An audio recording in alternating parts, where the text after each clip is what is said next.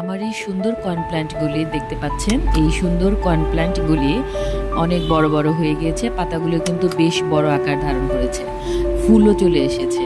তো এই অবস্থায় যখন গাছগুলি আসবে, তখন সেই গাছগুলিকে যদি আমি আরও বেশি ঝোপালো করতে চাই, তাহলে কি করতে হবে? তাহলে গাছের গোড়ার দিক থেকে কাঁচি দিয়ে কেটে দিতে হবে। এরপর যে অংশটুকু থাকবে, সে অংশটুকুর মধ্যে আমি সামান্য চা পাতা মিশ্রিত করেছি। অনেকে এখানে কিন্তু ইউরিয়ার দানাও ব্যবহার করেন, দুটোই করা যাবে। দুটো নাইট্রোজেন সরবরাহ করবে উদ্ভিদের বৃদ্ধির জন্য।